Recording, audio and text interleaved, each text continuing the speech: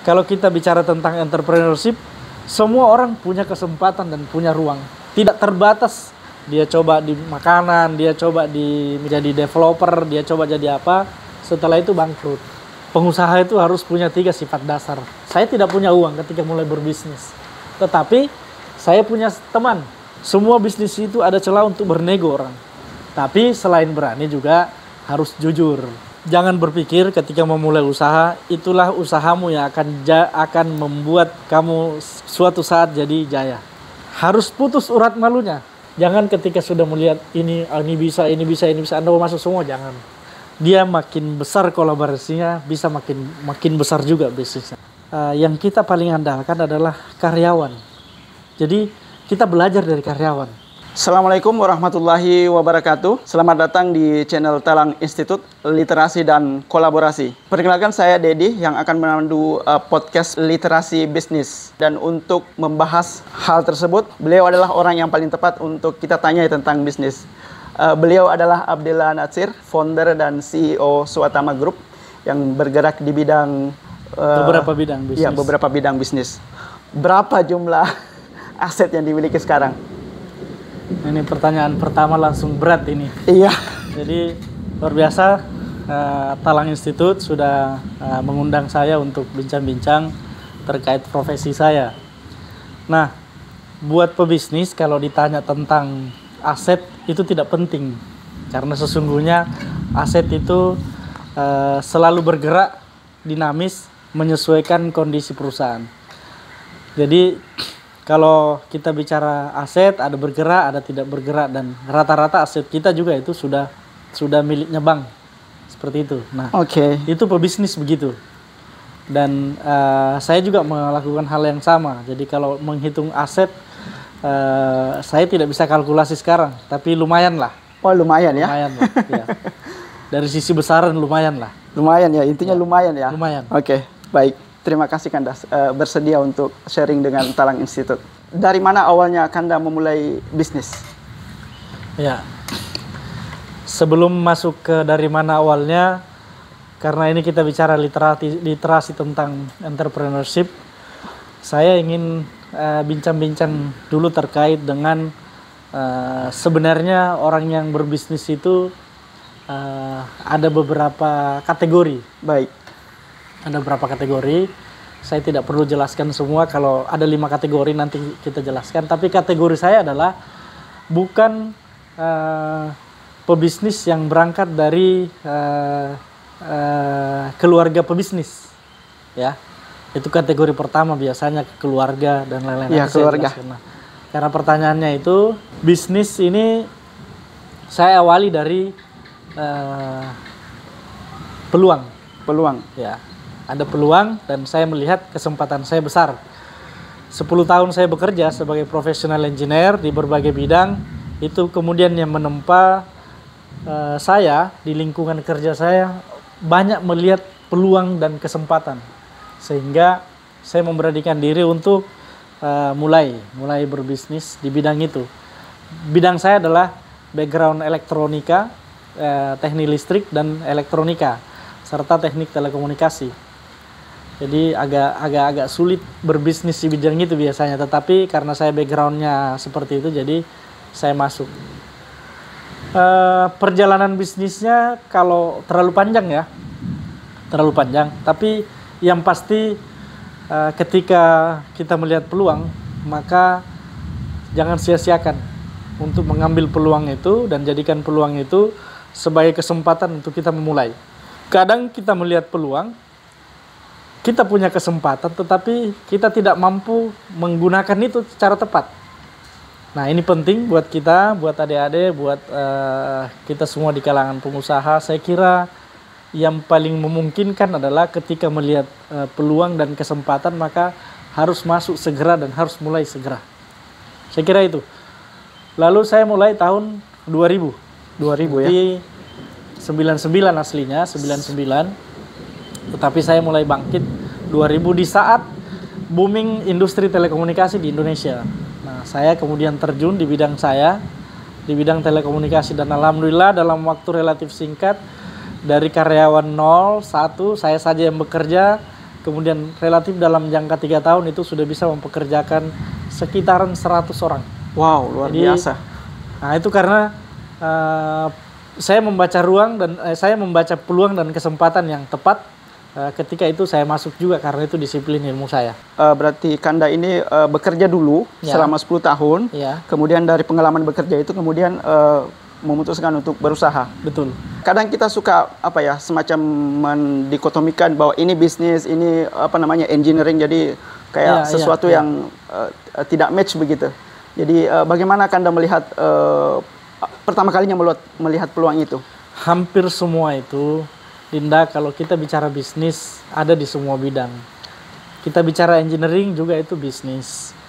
Nah, itu namanya kalau sudah perusahaan, PT, CV, dan lain-lain, itu sudah masuk wilayah bisnis. Nah, berarti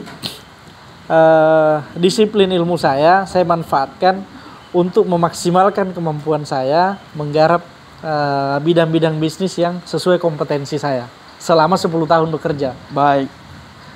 Meskipun saya melihat itu awal, ya perjalanan bisnis kan selalu tidak bisa dibaca.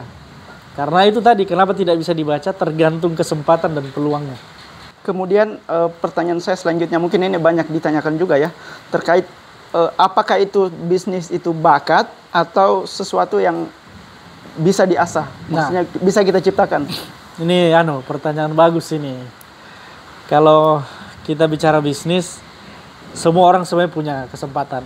Jadi tadi saya mengkategorikan 5 itu pebisnis. Kalau kita orang Sulawesi Selatan, orang Bugis, ada namanya padangkang.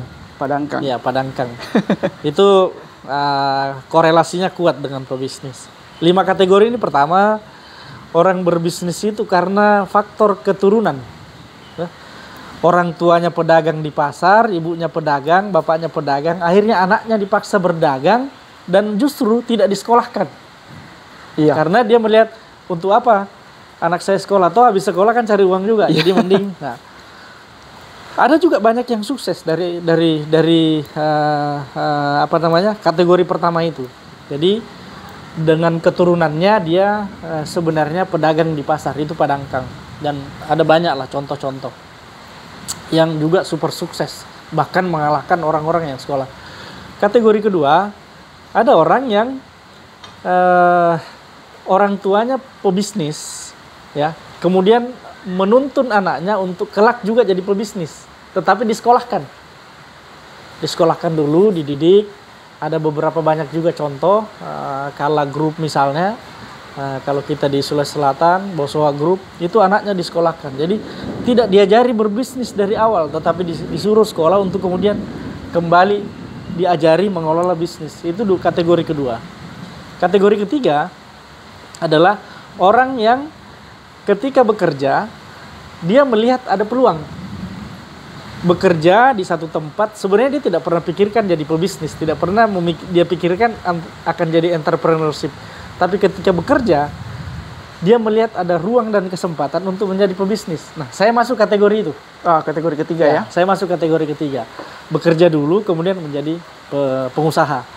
Kemudian kategori keempat adalah orang yang memang sama sekali di luar dari 3 kategori itu. Dia tidak sekolah, dia tidak bekerja, tetapi dia berusaha dengan kekuatannya sendiri.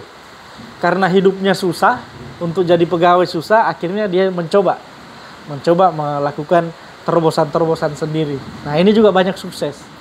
Ya, sehingga tidak lazim di kita ini banyak sekali orang disiplin ilmunya hukum, jadi pebisnis kontraktor. Kan jauh ini. Orang teknik sipil kemudian jadi pebisnis ayam.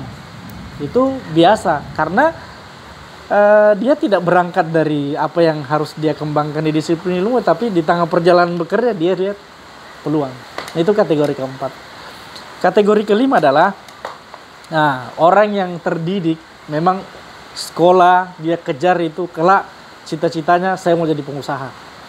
Nah, itu kategori kelima. Biasanya kategori kelima ini agak sulit kita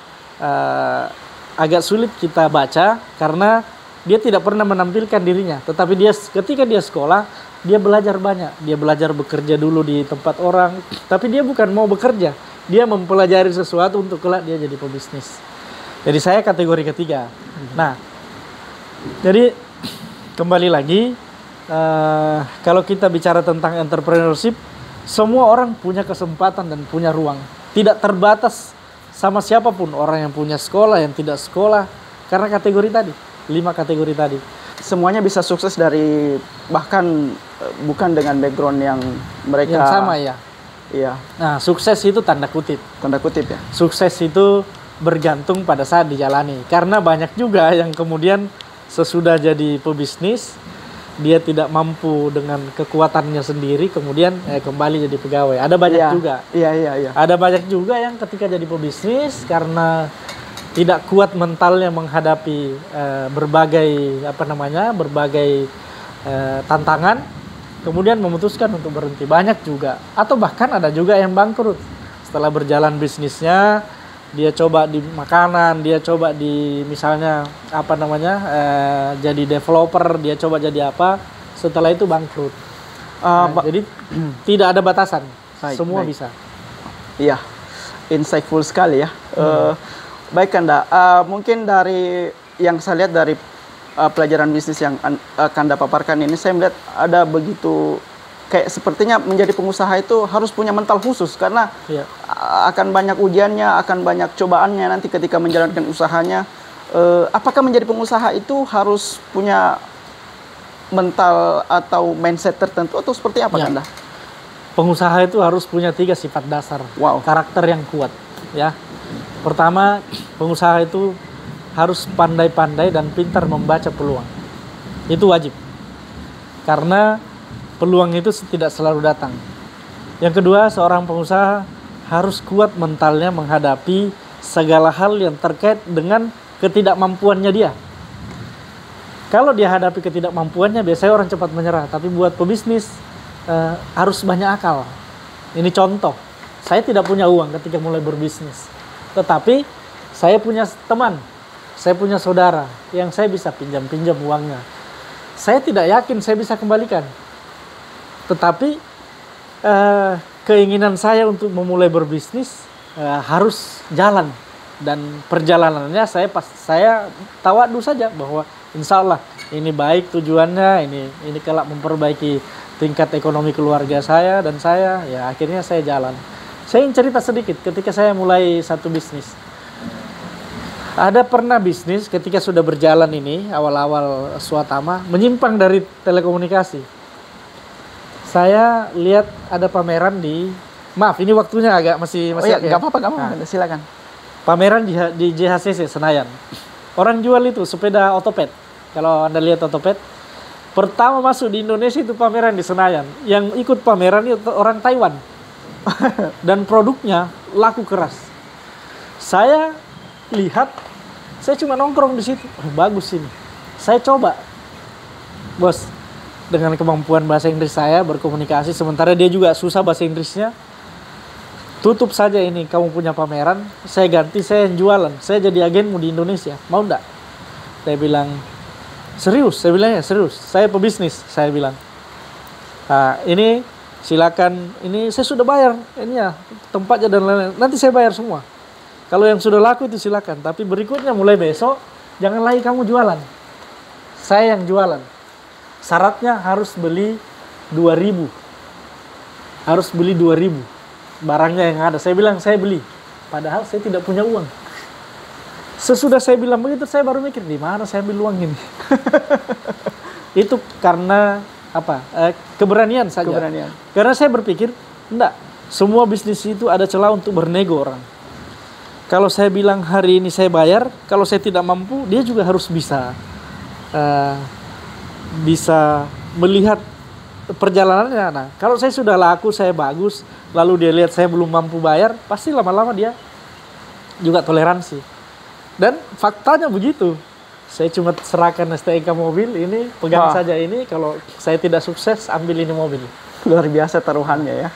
Dan dalam jangka 3 bulan itu luar biasa. Nah, itu contoh keberanian dalam memutuskan sesuatu, dan kita harus siap dengan tekanan-tekanan yang ada. Jadi mindsetnya di situ ya. Keberanian ya. Harus berani. Harus berani. Pebisnis itu harus berani.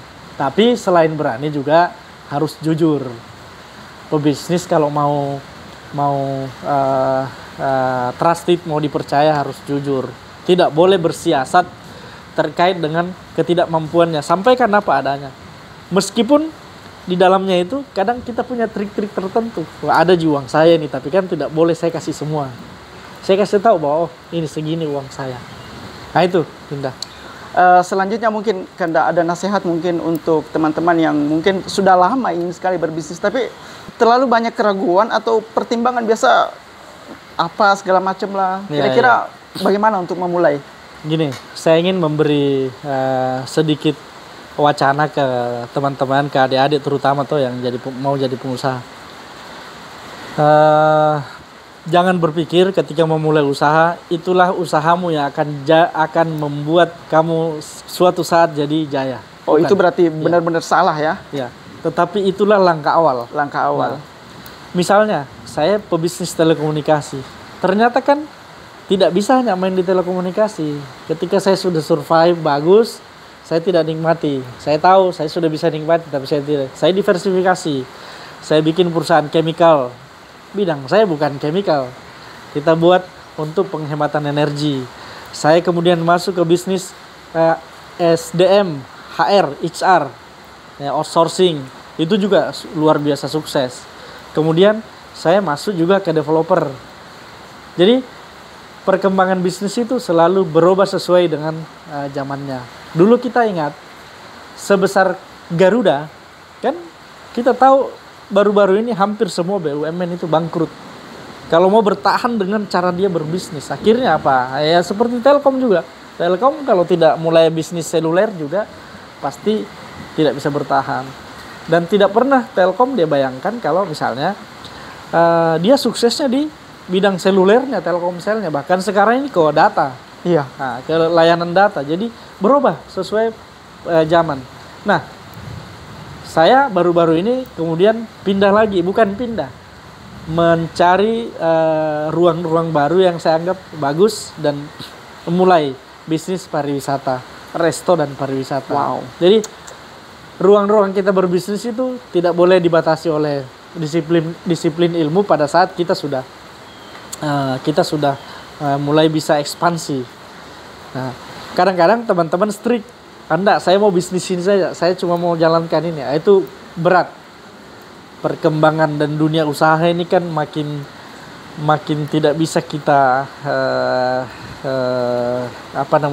proyeksikan seperti apa perubahan teknologi ke depan.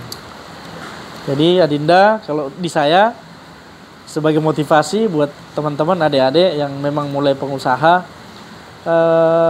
jangan takut untuk mulai, jangan takut untuk jangan takut untuk tidak sukses, karena sukses dan tidaknya itu tergantung dia jalaninya. Kalau dia jalani fokus, bagus, insya Allah sukses. Ada saja kesempatan yang kadang-kadang datang. Nah, yang paling penting adalah jaringan. Oh, jaringan ya. Bisnis itu networking. Networking, oke. Bagaimana kita, misalnya kita butuh uang. Iya. Saya kenal baik sama Adinda kenal baik sama saya. Iya. Pas lagi datang, saya lagi banyak uang, misalnya, kalau butuh 5 juta, 10 juta untuk mulai bisnis, mungkin saya dengan santai bilang, oh yes, ada. Tapi ingat, itu bagian dari tantangan, tidak boleh malu. Iya. Harus putus urat malunya. Oke. Ya, harus putus urat malunya. Karena kan kalau saya berangkat dari pebisnis yang nol, menggunakan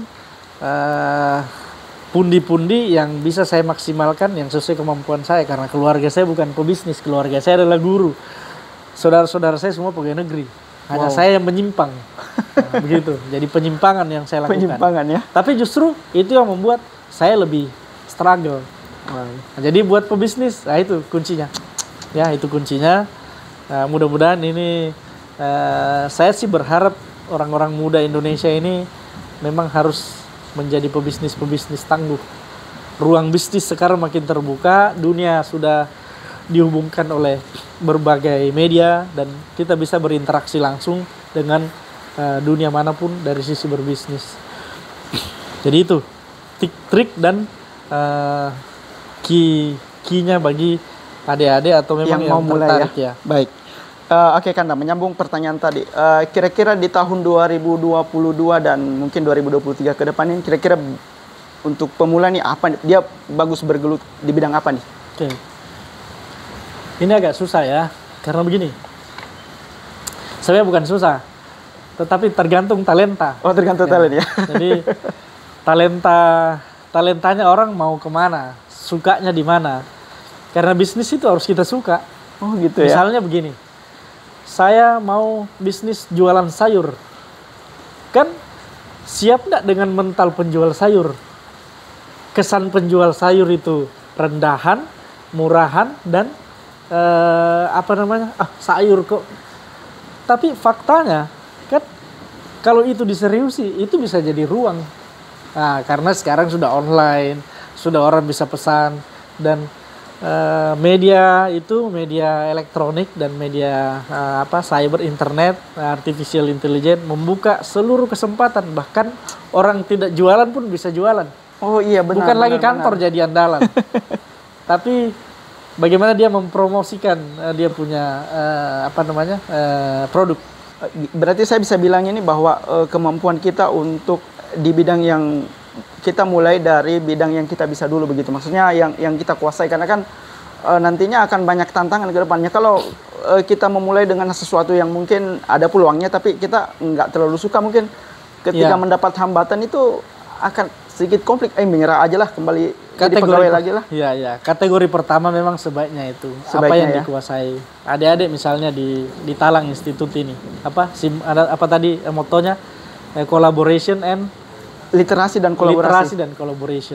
Ini sebuah kesempatan yang menjaring jejaring atau menambah networking, dan networking bagi bisnis itu adalah hal utama, sangat penting.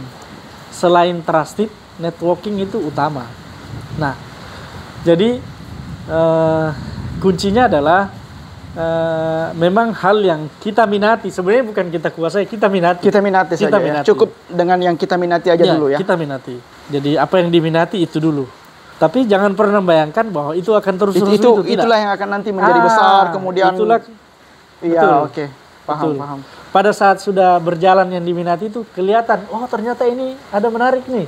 Oh ini ada juga menarik nih. Iya, oke. Nah, cuma satu, jangan maruk. Jangan maruk ya. Maksudnya jangan maruk. Jangan ketika sudah melihat ini bisa, Anda mau masuk semua, jangan. Itu pasti jelek hasilnya. Jadi fokus di satu, kemudian nambah 2, nambah 3. Saya mulai dari 1 perusahaan, sekarang berkembang sudah 6 perusahaan. Wah, luar biasa. Sekarang sudah 6 ya. Ya, jadi dengan tadi kategori ketiga, yang pebisnis bukan turunan, bukan padangkang bapaknya, bukan disekolahkan untuk bisnis, tetapi saya berangkat dari bekerja profesional 10 tahun baru melihat peluang yang ada. Dan saya beranikan diri. Meskipun susah. Ya. Kan sudah biasa, pegawai itu bergaji bagus. Iya. Saya project manager, engineer, gajinya bagus. Saya putuskan. Itu namanya keberanian. Kalau tidak berani, enggak mungkin. Yakin. Berani dan yakin insya Allah sukses. Baik Kanda, dalam berbisnis kan tentu kita tidak bisa seperti misalnya one man show gitu. Ya. Jadi kita butuh teman, kita butuh partner, kita butuh untuk berkolaborasi atau semacam itu. Kira-kira bagaimana caranya kita memilih partner bisnis yang tepat begitu? Ya, bisnis dulu orang tidak mau kolaborasi, maunya jalan sendiri. Jalan sendiri ya. Kalau sekarang perusahaan besar berkolaborasi, dia makin besar kolaborasinya, bisa makin besar juga bisnisnya. Kan lihat tuh, perusahaan-perusahaan besar diakuisisi oleh perusahaan-perusahaan lagi, berkembang diakuisisi, itu namanya kolaborasi. Nah, cara mencari bisnis yang tepat untuk kita berkolaborasi tergantung urgensinya kita. Kalau kita berbisnis lalu kita tahu peluangnya ada, tetapi kita tidak bisa gerakkan karena kita tidak punya modal, maka kita harus berkolaborasi dengan orang yang punya modal. Itu. Kalau kita punya modal, tetapi kita tidak tahu mana ruang yang kita bisa berbisnis, maka kita harus cari berkolaborasi dengan orang yang punya insting bisnis untuk bisa memaksimalkan modal kita. Untuk kita sama-sama berbisnis. Jadi betul itu. Sekarang bisnis kolaborasi, nggak bisa sendiri.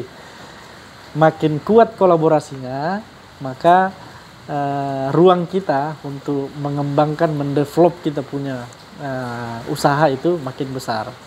Sekarang orang Indonesia banyak pada lari ke tambang, lari ke sini. Saya termasuk orang yang belum goyah untuk lari ke sektor itu. Meskipun kita tahu itu diketahui bagus sekali prospeknya. Saya juga bertanya-tanya ke teman-teman, hati-hati. Nah, begitu. Jadi itu kuncinya adalah kolaborasi harus sesuai dengan konten yang kita pikirkan, mana nih yang kita butuhkan. Kalau punya modal, masa kita kolaborasi dengan yang punya modal juga? Enggak, kita harus berkolaborasi dengan orang yang melihat peluang yang tidak punya modal. Nah, kita berbagi, bangun perusahaannya, bagi-bagi ya, 50% sahamnya, 50% saham. Kita jalankan sama-sama. Itu namanya kolaborasi.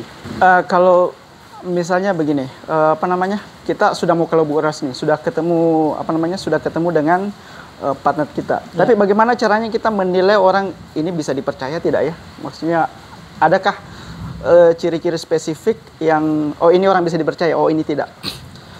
Kalau pengalaman saya itu insting ya. Insting.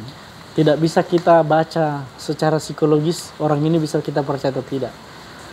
Nanti setelah berproses, ketika kita kerjasama baru kita tahu, orangnya bisa diajak kerjasama, ini tidak. Jadi itu insting. Nah, tapi bagi pebisnis, kuncinya percaya dulu lah ke orang. Percaya dulu ya. Percaya dulu. Bangun dulu kepercayaan bersama dengan mereka. Nanti perjalanannya lihat. Kalau ternyata tidak cocok, tinggalkan. Oh gitu. Ya. Sampaikan. Kalau tidak mau berubah, tinggalkan. Karena itu akan merusak reputasi. Jadi boleh-boleh saja kita melihat orang-orang yang kita bakal berpartnership sama dia, tetapi kita harus percaya dulu. Sesudah itu baru kita evaluasi, pelajari. Kan banyak cara lah. Banyak cara ya. Dan itu dipelajari banyak. Ya. Membangun kepercayaan itu juga penting karena kan bisnis itu juga adalah kuncinya adalah trusted. Jadi mungkin bagi teman-teman yang sudah mulai bisnis, kemudian bisnisnya mulai bertumbuh, kemudian omsetnya mulai naik, kemudian dia mulai meng-hire mungkin beberapa 3-4 orang. Nah, tugas selanjutnya adalah mungkin waktu kita sendiri bisa, tapi untuk menghandle beberapa orang ini kadang-kadang agak kesulitan. Itu betul. Bagaimana tipsnya? Kalau saya karena pengalaman saya matang di organisasi, jadi memanage people itu tidak sulit. Kan orang-orang itu cuma tiga hal. Pertama, dia mau menunjukkan dirinya bisa. Kedua, kita mengajak dia berkolaborasi. Dan yang ketiga, kita mengatur dia sesuai dengan ritme yang kita inginkan. Kalau ketiga hal ini tidak bisa dilakukan, itu sulit jadi pimpinan.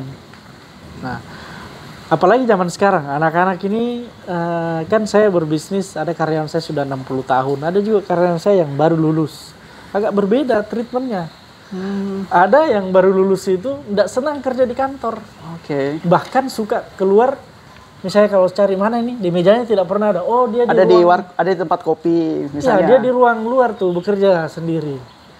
Jadi buat kita harus improvisasi. Penting. Jadi tidak boleh kita mengatur sesuai dengan keinginan kita. Yang jelas targetnya terpenuhi. Buat kita target terpenuhi, targeted. Ilmu bisnis sekarang harus ilmu bisnis ya. Berarti poinnya di sini adalah yang penting job desk selesai, kemudian target terpenuhi. Iya. Itu cukup ya. Maksudnya ya itu sudah menjadi patokan bahwa ini bagus nih kerjanya nih. Clear. Jadi kadang kan orang like dan dislike dengan karyawannya. Saya suka ini. Saya tidak suka ini karena dia bagus ke kita. Pengusaha tidak lihat itu. Pengusaha lihat biar kamu tidak baik, tetapi dalam menjalankan pekerjaan kamu luar biasa. Itu pasti dia dapat promo. Makanya di bisnis ini kadang-kadang orang yang berpendidikan, sekolah-sekolah tinggi, S2, S3, kadang-kadang belum tentu dia bisa lebih survive dari S1 atau diploma 3 bahkan. Karena tergantung talenta orangnya dalam menjalankan pekerjaan. Jadi aspek leadership ketika sudah mulai berkembang, nah itu sudah harus diasah. Memahami tabiat karyawan, memahami keinginan karyawan, menyesuaikan kemampuan perusahaan. Nah itu harus kuat di sisi lobbynya, harus kuat di sisi memberi harapan ke karyawan. Lalu karyawan ini juga harus diperhatikan sebaik-baiknya. Karena aset kita ketika kita sudah berkembang, karyawan. Nah, makanya tadi saya bilang, kalau ditanya aset pengusaha itu, asetnya karyawan sesungguhnya. Kalau karyawannya besar, bagus bekerjanya, itu mengalahkan aset yang lain. Karena aset-aset pengusaha itu rata-rata ada di bank. Ya. Baik. Kanda, ini pertanyaan terakhir mungkin ya. Ini kan sekarang dengan era digitalisasi ini mendestruksi hampir semua lini bisnis. Ya.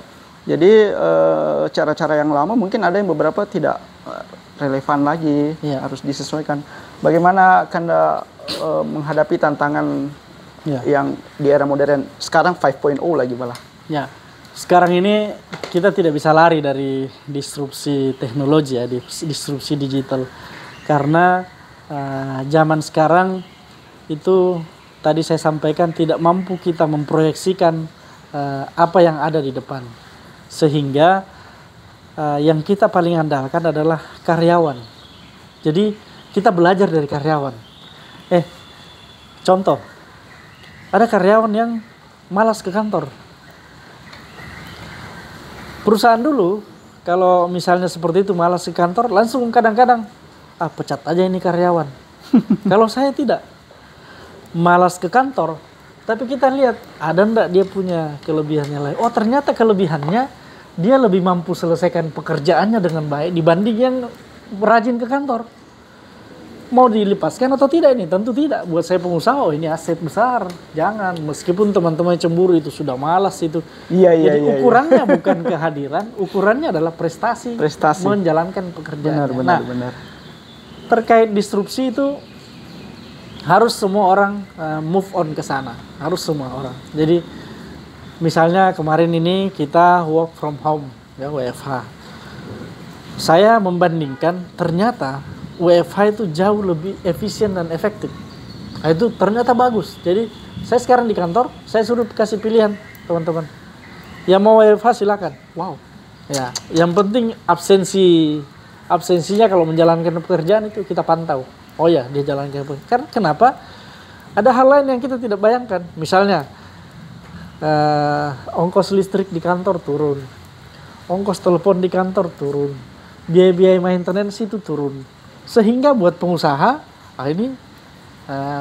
ini hal yang baik. Jadi tidak membebani overhead kantor, tetapi lebih maksimal dari sisi pekerjaan. Ada beberapa yang kita tidak bisa nafikan terkait dengan era digitalisasi sekarang, di mana kita harus berimprovisasi dengan karakter-karakter lama di perusahaan untuk merubah menjadi karakter yang update. Salah satunya adalah perangkat handphone sekarang sudah tidak lagi hanya sekedar untuk jadi handphone.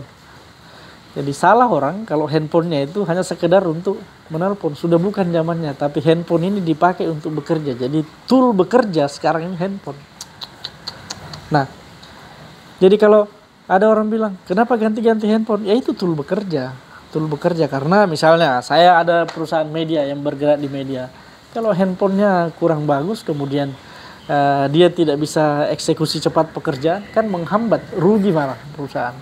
Nah, salah satu tantangannya yaitu harus menyesuaikan dan berimprovisasi dengan perkembangan teknologi yang ada. Dan yang paling cepat yang paling bisa mengakselerasi perubahan itu adalah anak-anak milenial yang bekerja. Kita belajar dari mereka, beri ruang, beri kesempatan, jangan diatur. Yang penting masih ada dalam koridor apa yang menjadi layanan bisnis perusahaan kita. Seperti itu. Baik Kanda, maybe this is the very last question. Okay. Ini paling terakhir mungkin ya. Apa pesan Kanda untuk teman-teman di sana, mungkin anak-anak muda yang ingin memulai bisnis? Yeah. Kemudian satu lagi terakhir. Kanda mau promosikan apa tadi yang terbaru ya? Mungkin teman-teman bisa bergabung juga di situ. Jadi Kalau saya, ya ini pegangan saya. Kalau saya mau mulai sesuatu, biasanya saya izin ke orang tua dan minta doanya. Itu dahsyat. Dan saya selalu lakukan itu. Memulai sesuatu, kita yakin kita lakukan, tapi ada doa di belakang kita yang bekerja sebenarnya menuntun kita ke arah yang kita inginkan. Nah, kadang orang lupa itu ketika jadi pengusaha, ketika sudah merasa sukses, lupa kalau semua yang kita kesuksesan yang kita raih ini itu sebenarnya tidak terlepas dari doa-doa orang tua. Nah, itu penting buat teman-teman, buat ini kalau ibunya masih ada, minta doanya.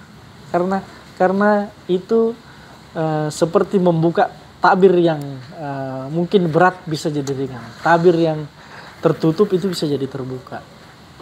Nah, itu kalau saya pengalamannya. Tidak usah panjang-panjang kalau kita bicara ilmu bisnis, tapi saya lakukan sampai hari ini seperti itu. Nah, baik Anda. Terima kasih sudah bergabung dengan kita pada hari ini. Mungkin nanti kita bisa lanjut dengan sesi literasi bisnis yang selanjutnya. Ya. Assalamualaikum warahmatullahi wabarakatuh. Waalaikumsalam warahmatullahi wabarakatuh.